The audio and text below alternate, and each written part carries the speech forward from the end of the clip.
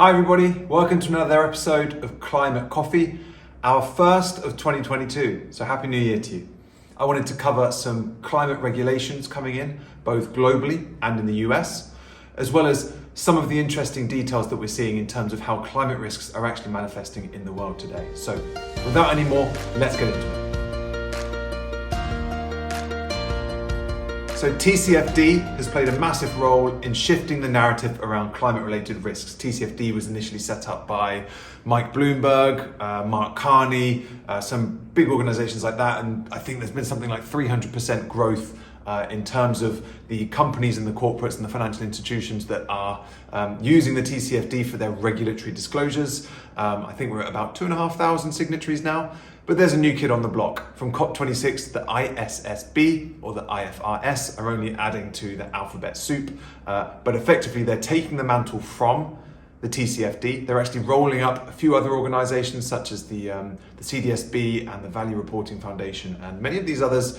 They've taken on a lot of information from the TCFD and they're rolling out this new global approach in terms of how we're looking at climate-related risks across finance and across the wider corporate world. So, in terms of the ISSB, there's been a Technical Readiness Working Group, or the TRWG, because there's not enough acronyms, and they published a prototype climate scenario set and also a general disclosure set of requirements. So results over the last 6 months, they've come from, as I mentioned, the CDSB, from the TCFD, from the World Economic Forum, and a few other acronyms. But really, the Technical Readiness Working Group program have looked at defining physical risk. They talk about pretty much everything that we have talked about here before, the risks that may carry significant financial implications for entities, such as direct damage to assets and indirect damages through things like supply chain disruptions. And entities' financial performance will now be affected by things like water availability or scarcity, obviously the inverse, food security, which we're going to talk about in a minute, and extreme temperature changes affecting premises, operations, supply chains, transportation needs, and employee safety. The second deliverable is actually a set of climate-related disclosures, which are prototype built out from the TCFD, and they tick all the regular boxes. There's not so much necessarily to go through here, but you go through obviously governance, strategy, risk management, and the metrics and targets.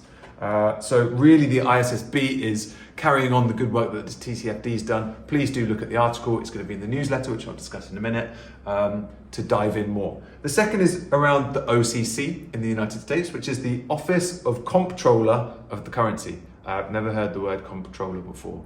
But basically the OCC released a set of draft principles for climate-related financial risk management for large banks in the US. Banks that are managing over 100 billion in assets under management. So they're looking at physical and transition risk management, looking at different scenarios. And this is a high-level framework consistent with a lot of the frameworks that we've seen before, but just another example of really these regulatory frameworks coming in to put pressure on banks.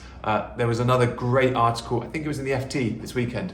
And basically they talked about how, in the same way that large oil and gas companies like Exxon and obviously the stuff with the engine in terms of shareholder, more aggressive kind of shareholder action in challenging them around climate risks. There's a brilliant opinion piece in the FT which basically suggests that banks are going to be on the chopping board next. That really they need to start showing how they're going to be doing their transition risk or their transition pathways and how they're actually going to be looking at addressing and assessing the climate-related risks, or else they're going to get significant pressures as well, and they could be next in terms of threats following on from oil and gas. So a really stark warning to the financial industry, get your shit together.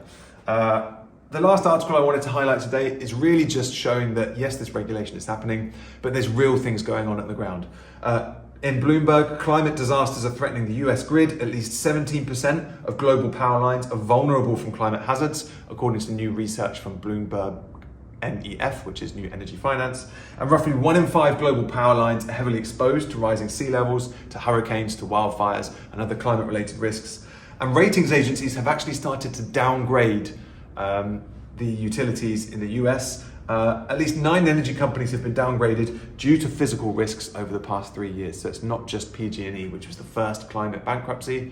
There's a lot more and it's really significant. The last article I wanted to reference really quickly is just one that shows you how supply chains have been impacted by COVID. Climate is also going to impact supply chains in a significant way. We've already seen it happening in agriculture, as this article describes, basically showing you that the prices are shooting up in agriculture in the same way they are with semiconductor manufacturing, and this is only going to get worse.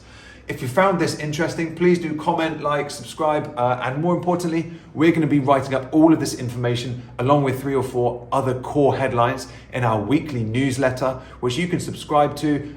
It's on my links here. It's going to be on the SUS Global channel as well. This is going to be a weekly Climate Coffee newsletter to accompany this content, where we go into a bit more of a deep dive, a bit more of an in-depth written analysis, and I hope it will be helpful for you as you chart your climate transition pathways. My name is Josh Gilbert. I'm the CEO and co-founder at SUS Global, and we're doing Climate Coffee as ever. Look forward to chatting with you next week. Thanks.